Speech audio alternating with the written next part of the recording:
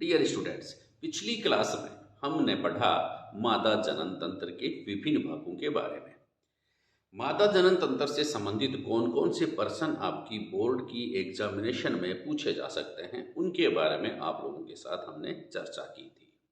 आज की क्लास में हम लोग बात करेंगे उससे कुछ आगे बनने वाले महत्वपूर्ण प्रश्नों के बारे में। आप इस क्लास को ध्यान से सुनेंगे।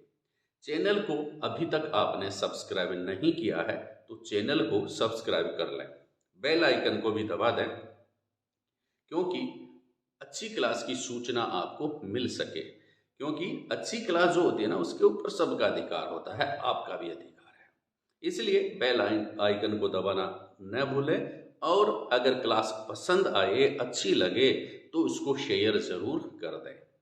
ठीक है बेटा, अब हम शुरू करेंगे। अगला महत्वपूर्ण प्रश्न है। प्रश्न जो है वो आप सुन लीजिए पहले ध्यान से। प्रश्न है कि क्या होता है जब अंडे का निषेचन नहीं होता है। प्रश्न बड़ा बढ़िया प्रश्न है कि क्या होता है कि जब अंडे का निषेचन नहीं होता है।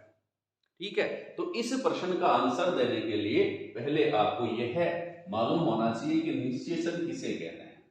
ठीक है, निषेचन किसे कहते हैं। अगर पता है तो बहुत अच्छी बात है, और अगर नहीं पता है तो मैं एक डेफिनेशन बता रहा हूं कि निषेचन किसे कहेंगे कि नर व मादा युग्मकों का आपस में मिलना।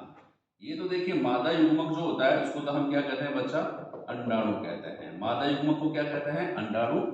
और नर युग्मक को कहते हैं बच्चा शुक्राणु। नर युग्मक को क्या कहते हैं, शुक्राणु कहते हैं। मादा युग्मक अंडाणु, नर युग्मक को क्या कहते हैं, शुक्राणु कहते हैं। ठीक है, तो अंडाणु ये तो हो गया शुक्राणु, ठीक है, और ये हो गया अंडाणु। तो नर व शुक्राणु जो है वह क्या है बच्चा, नर युग्मक है, और अंडाणु क्या है, मादा युग्मक है। तो दोनों का आपस में मिलना, दोनों का आपस में संयुग्मित होना क्या कहलाता है, क्या कहलाता है बच्चा, निषेचन कहलाता है। ये शुक्राणु जो होता है गति करता हुआ कहां तक पहुंचता है, अंडाणु तक पहुंचता है, और अंडाणु के पास पहुंचकर इसको फर्टिलाइज कर देता है। इस क्रिया को हम क्या कहते हैं, निषेचन कहते हैं। देखिए, इसको हम डायग्राम के माध्यम से समझते हैं। डायग्राम क्या है कि प्रत्येक माह जो होता है वह अंडाशय से, ये अंडाशय है, अंडाशय से मादा के अंडाशय से एक अंडाणु जो होता है वह परिपक्व होकर इसका मुक्त होता है। कौन सा अंडाणु, एक अंडाणु जो होता है वह परिपक्व होकर त्याग दिया जाता है। ठीक है, अंडोत्सर्ग किया जाता है। देखिए, ये अंडाणु आ गए यहाँ पर। ठीक है, इसी प्रकार नर युग्मक जो होता है, नर युग्मक जो होगा वह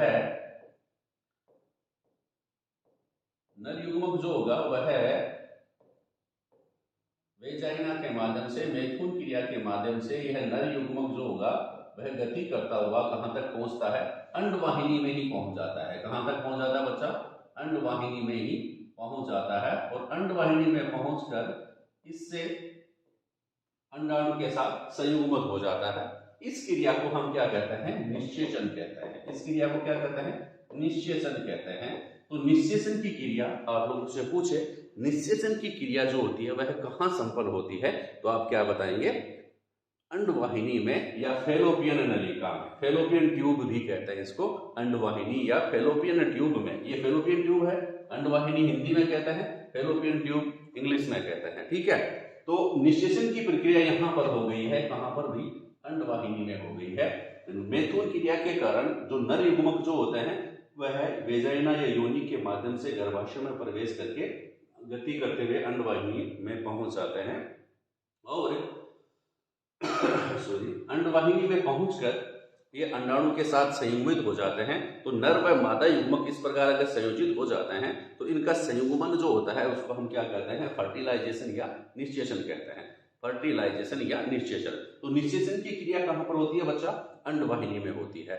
अब अपना प्रश्न ये है कि एक तो निषेचन से पहले इसके जो गर्भाशय है इसमें क्या परिवर्तन होता है। तो देखिए, निषेचन से पहले क्या होता है, मुख्य परिवर्तन मैं आपको बता रहा हूं कि ये जो गर्भाशय है इसकी दीवार जो होती है ना वह क्या हो जाती है बच्चा, मोटी हो जाती है। गर्भाशय की दीवारें मोटी हो जाती हैं, और स्पंजी हो जाती है, मांसल हो जाती है, ताकि यह गर्भाशय जो होता ना वह ये भ्रूण को, जो भी भ्रूण बनेगा, जो भी शिशु बनेगा, उसको वह गर्भाशय की दीवारों से जुड़ेगा। किसकी दीवारों से? गर्भाशय की दीवारों से जुड़ेगा। इसलिए गर्भाशय की दीवारें कैसी होनी चाहिए? मांसल है, मोटी है, स्पंजी होना जरूरी है, ताकि यह माता के ऊतक से जुड़ करके क्या प्राप्त करता है?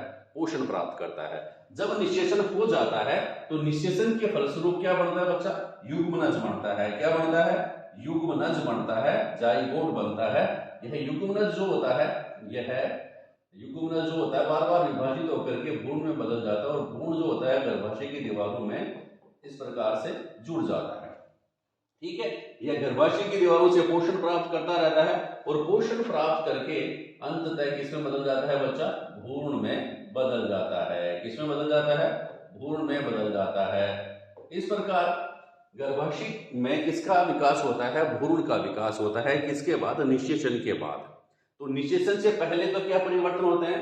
गर्भाशय की दीवारें जो होती हैं वह मोटी हो जाती हैं, मांसल हो जाती है, स्पंजी हो जाती हैं, और निषेचन के बाद भ्रूण जो होता है वह एक प्लेसेंटा नामक संरचना के द्वारा गर्भाशय की दीवारों से जुड़ जाता है और वहां से पोषण प्राप्त करता है। अब अपना प्रश्न क्या आता है? प्रश्न ये है कि अगर निषेचन नहीं होता तो क्या होगा? लेकिन यदि निषेचन नहीं हो रहा है तो गर्भाशय में क्या क्या परिवर्तन होंगे, इसकी हम चर्चा करेंगे। देखिए, अगर निषेचन नहीं होगा ना तो गर्भाशय की ये जो दीवारें हैं वो टूटना प्रारंभ हो जाएंगी। गर्भाशय की दीवारें क्या हो जाएंगी बच्चा? टूटना प्रारंभ हो जाएंगी, और टूटकर धीरे धीरे ये टूट कर जो होता ना वह गिरवा से होता हुआ ये ब्लड प्लस ब्लड, रुधिर और श्लेष्मा जो होता है, रुधिर और श्लेष्मा जो ये दोनों मिलकर के इसके माध्यम से योनि मार्ग से ये क्या करते हैं भैया? बाहर निकलना प्रारंभ कर देते हैं। योनि मार्ग से बाहर निकलना प्रारंभ कर देते हैं, बाहर निष्कासित हो जाते हैं। कौन भैया? गर्भाशय की दीवारें, और गर्भाशय की दीवारों के साथ साथ क्या? रुधिर।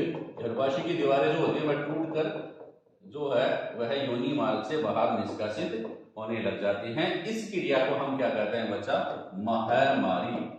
महामारी कहते हैं, या फिर एमसी कहते हैं, या फिर ऋतुस्राव कहते हैं, ऋतुस्राव कहते हैं, या फिर रजोधर्म कहते हैं। अगर किसी बालिका में प्रथम बार ऋतुस्राव की क्रिया होती है तो इसको हम क्या कहते हैं? रजोदर्शन कहते हैं। क्या कहते हैं बच्चा? रजोदर्शन कहते हैं। ये खास बात है कि अगर निषेचन की क्रिया नहीं होती है, यदि निषेचन की क्रिया नहीं होती है तो क्या होगा? अंडाणु कोशिका जो होती है, या अंड कोशिका जो होती है, या अंडाणु जो होता है कितने दिन तक जीवित रहते हैं? मतलब सिर्फ एक दिन के लिए वह जीवित रहती है, उसके बाद नष्ट हो जाती है। दूसरी घटना क्या होती है?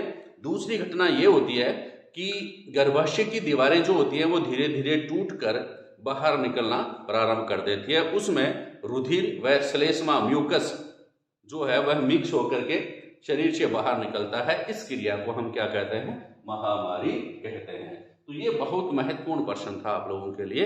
आज की क्लास आप लोगों को समझ में आई होगी। अगर समझ में आई है तो चैनल को लाइक करें, शेयर करें और सब्सक्राइब करें। थैंक यू, धन्यवाद।